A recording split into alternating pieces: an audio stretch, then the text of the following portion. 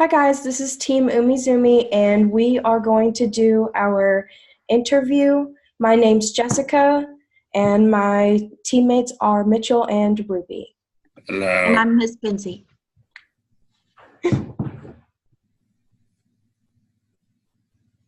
Oh no, Ruby, we can't hear you. You have to get closer to your phone.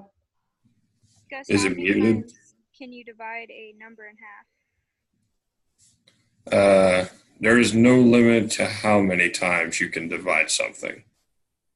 So I can just keep going forever and ever. Keep dividing that number over and over. Yeah, pretty much. Awesome. This one, do I? Ruby, from the top graph, which group seems to go up over the years? That's a trick question. They all go up, but GE soy goes up the most, and Ruby, can you put your phone right next to your mouth? I'm sorry, we just can't hear you. trick question. All of them go up, but soy goes up the most. Okay. And corn and soy together goes up the least, but it still goes up pretty high. Okay. I can see that. Okay. All right. This is me. Yes. What is an asthma? It's an asymptote. Acetone. An asymptote is a line that continually approaches a given curve but does not meet at any infinite distance. So this little curve here, it's just a fancy word for what this graph is doing. It's just this curve. That's ass in the beginning. That's funny. I And like that word. Mitch, It sounds very scientific. Mitch had mentioned that you can divide forever, infinitely, and that's what that asymptote means, that it never reaches zero. It just keeps dividing. It never actually hits zero. Hmm. That's what an asymptote is. So it could be like infinite negative numbers? Yeah. It could. Okay. Well, I guess I understand that. So is this X part right here, is this the asymptote? On the second graph that you have there, the asymptote is actually a different type of line, which just means that somewhere in the denominator, This exponential line that we did? On yours, on the first one, the asymptote is on the x-axis. On the other graph you're showing, the asymptote is on a different equation. Okay. And sometimes asymptotes go the other way. If you get into a complicated algebraic function with x values in the denominator, a denominator can never be zero because division can happen forever. So it creates asymptotes depending on how many different variables are in the denominator. Okay. Well, now I know a little bit more about it. Thanks, guys. Yeah. Gus, the difference between correlation and causation, and why we cannot confuse them. Causation is a reaction, while correlation is something that just is the same. So if something is the same, does that mean that it's one caused the other one? Yes. So like those graphs you're looking at, go ahead, Abaza.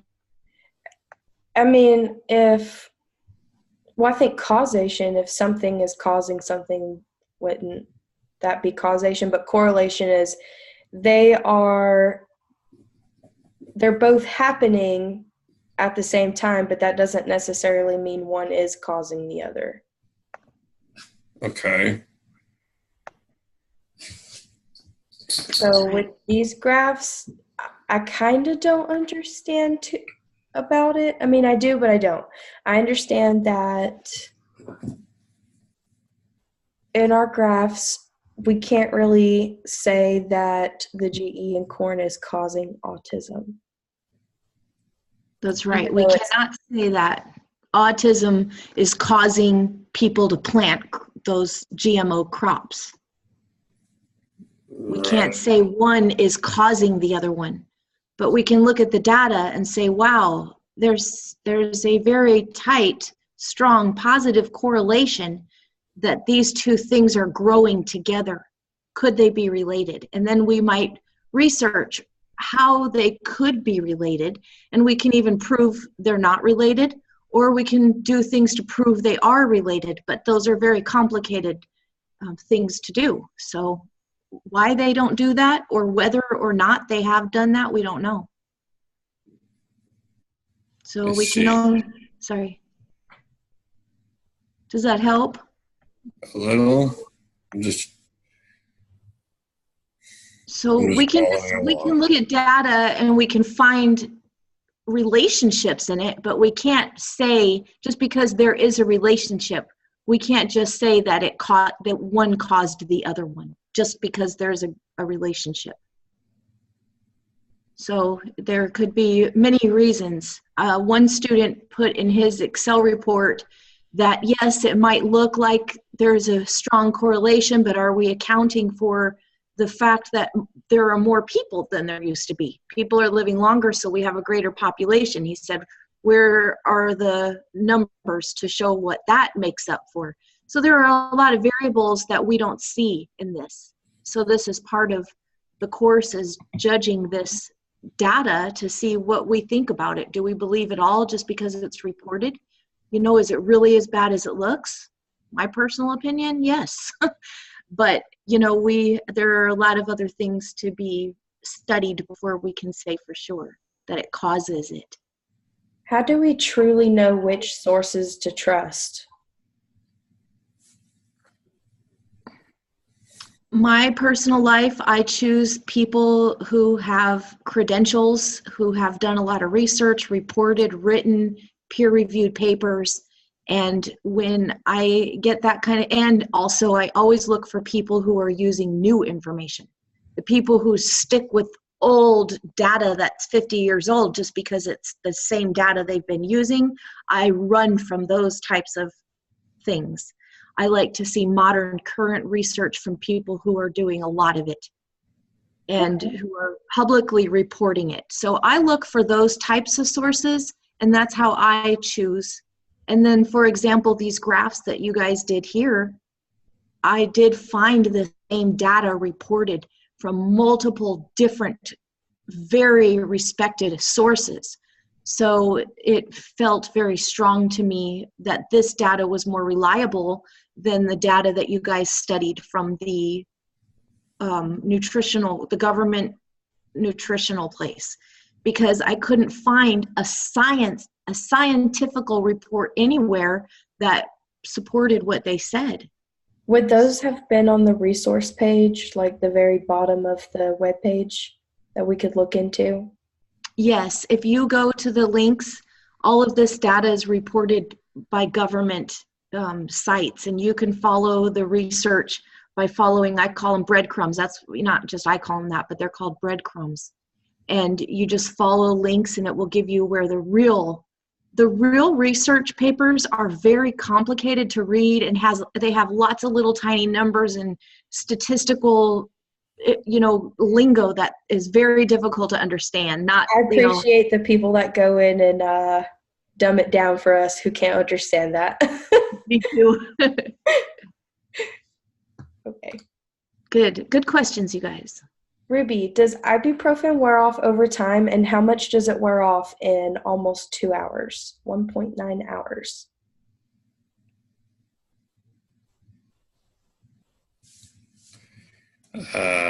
Can't hear you, Ruby. It does wear off over time, and it wears off in almost 2 hours, half of its life or half of its use. So, over here, this is your half-life time and how much of the medicine is remaining, and how many hours, how much of the medicine is remaining. Mm-hmm. Okay. Yes. I like that's a nicely set up graph or table. Good job. All right, my turn. Yes. Which crop Yes. has the most percent of GM in it? So according to my legend, this dark blue here is my cotton, and if you see on this graph, my dark blue here, I see. it's at the top, and to me, I feel like it has the most percent. It's between that and this lavender looking line right under it, because it peaks here and then they get real close towards the end as we approach 2010. Okay. Thus, the data transportation accident composition report Commission. on the differences between 2018 and 2019. Are we learning? There's more death in 2019, and we are not learning. But we're only in we're almost in month 4. We don't even have enough data for the whole year yet. So how can we say that we're not learning? What if we start learning in November? Well, Trick question, huh? kind of. I'm just kind of going with what the reports I saw. Because so far, they've been saying a lot more for 2019 than 2018. Okay, so your blue line down here is your 2019, and I guess this is 2018, your orange line? Yeah. Okay.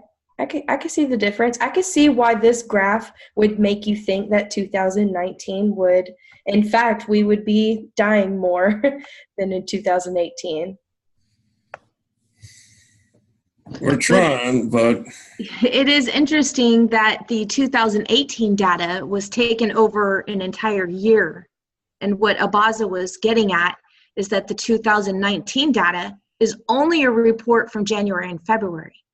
So maybe it's possible that in the summer months, there are less accidents. And maybe it's possible that right after New Year's Eve, there were a lot of accidents from drinking and driving, which is common. So maybe if during the summer there are way less accidents, and then, it kind of evens out over the whole year. I'd like to see the data afterwards to see if we really did learn anything from 2019 from 2018. And the cool thing is, all of this stuff is all right there, updated all the time. So you guys, when it gets the end of the year and you're like, hey, check wait, that link again. Yeah. right. Good job. Ruby, why is the graph the way it is?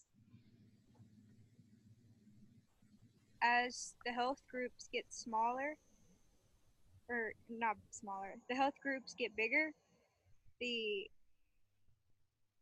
I think land owned for all of the U.S. health or something gets smaller. I don't quite remember this graph, but it looked interesting, so I did it. Okay, so I see where you're talking about the wealth groups as it continues, it has more in its section. So you see here, you have your orange bar, and what does the orange bar represent? Ruby, I think that we're supposed to be wealth, owned of all U.S. wealth.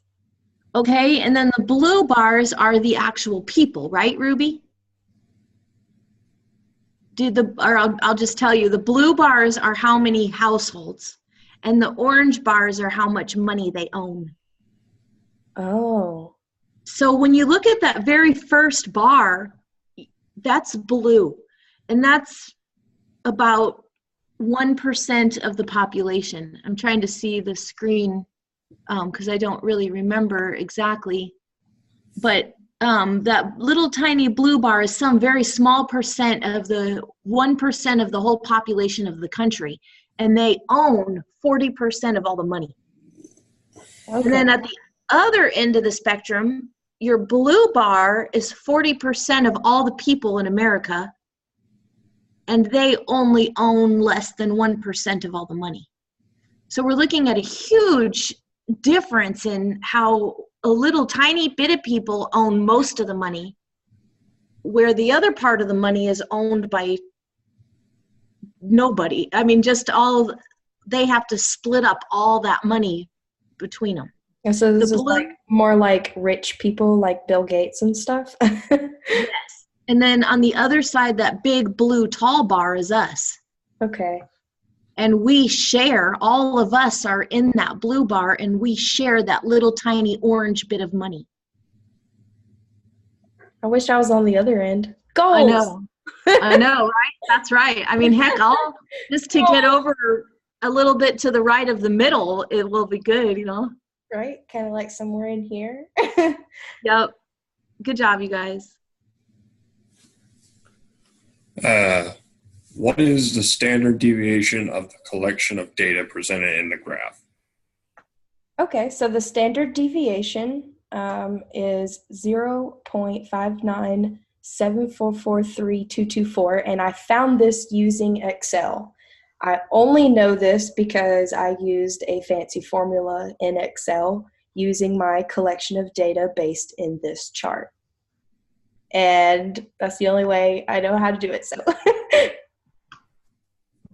Very good.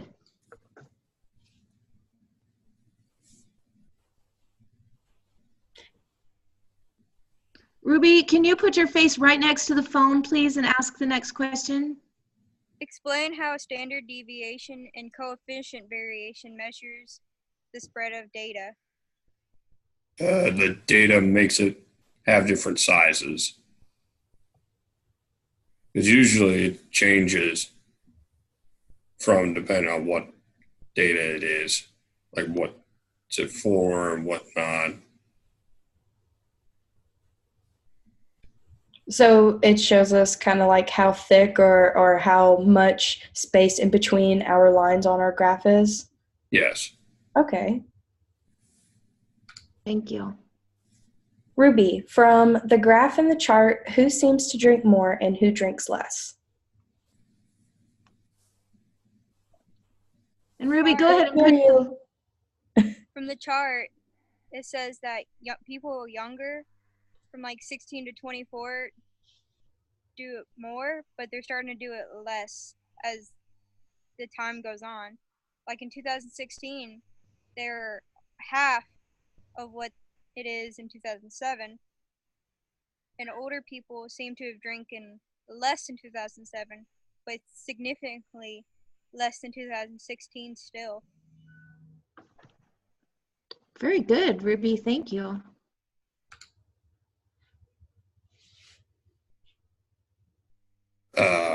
Which age group does the most texting and driving? Oh, God. According to my graph on the right here, we have my legend down here for purple says 16 to 24, and then I've got lavender and blue. So up here in lavender is where my most texting and driving happens, and that'd be the age group of 16 and 24. Ugh. I hate seeing that. I know. Yeah. I know. I have to get onto my friends all the time to put their phones down. Yeah. Can't hear you, Ruby.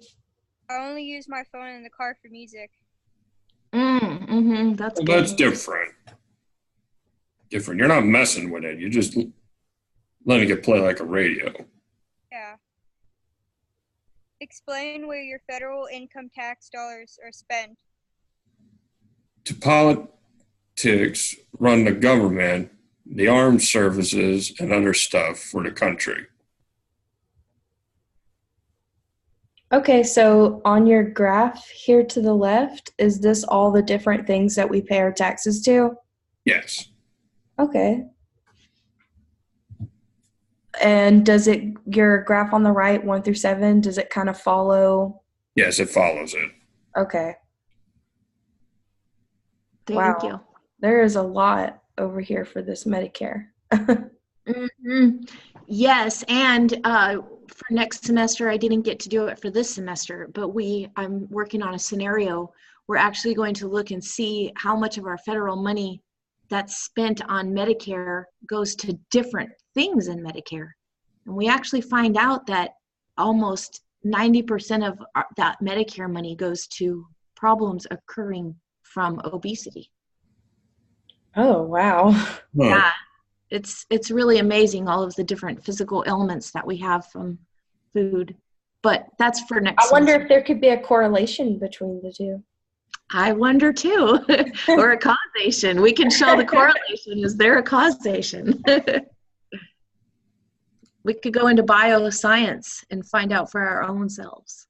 Ugh. Sounds like a lot of work. Sounds like a lot of work. Does Yeah. this, Ruby, does this graph look correct, and how does it look correct? Right to me, because the insurance is 26% and it's not insurance. Yeah, it is insurance. Okay, it is the biggest, and then Social Security is small, or is the second biggest, and then on the other side of the thing, versus the smallest bar is non-security, and it's only 1%. And I guess that's what we spend our money on, is mostly insurance, Social Security, and what we don't spend it on is non-security. Hmm. That really is interesting. Hmm. Mitchell? Which category takes the most taxes? Yay! So I did Arkansas state taxes to see where does my Arkansas state tax go? What do I help contribute to the state? And surprisingly enough, public education was half of it, and I'm okay with that because I sometimes I feel like that's not enough. Sometimes our teachers do not have enough money funded them to equip us with the right materials, and I don't think that's fair to us scholars, but that's maybe something that could be changed in the future. But I was very surprised by that, and of course you could see all the different little areas. I was really 1% to cities and counties. Like I feel like that should be more. Like that's important. Our city Yeah, stuff's important. it really does. And, with the public education, I just kind of remember the federal was only 2%. So at least they're making up for it on state for education. But yeah, aid to cities, 1%. It does seem like we could seems like we could just pick up that pace a little better, doesn't it? Yeah, take a little bit out of some other chunk. I don't know, maybe redistribute a little bit. Well, if we could get our nutrition under balance, then we can have more money from our health and nutrition to put into other types of aid. Increase education about nutrition and stuff. All right, go on. I'm sorry. Thank you, guys. Describe the tax differences in filing head of household, single or married, or filing jointly. Single is by yourself, married is with someone, and joint is two people, and head of house is the most money. Like you could see what exactly each one kind of represents. Very good. Ruby, why do people who are single get more left over than people who are head of household? Can't hear you. I think it's because single people only have to take care of themselves, and so they don't have other distributors helping pay for things. Head of household, I think it's because they might have other people helping distribute, and so there's not as many, or there is more helpers, but they get less or get more taken out because there are more. How'd you come up with that? I asked my mom. Oh, okay, good. I actually hadn't even thought about why. It didn't occur to me. So that's awesome you asked your mom that. I couldn't have answered this question. That makes a lot of sense. Yay, Ruby's mom. Good job, Ruby. Yeah, I think it's because single people get more left over than people who are head of household. How did you come up with that? Oh, okay, good. I mean, I actually hadn't even thought about why. It didn't occur to me. So that's awesome you asked your mom that. I couldn't have answered this question. That makes a lot of sense. Yay, Ruby's mom. Good job, Ruby. Mine kind of fell into the same category as Mitchell's. Can you describe the differences in filing head of household, single, married, filing jointly?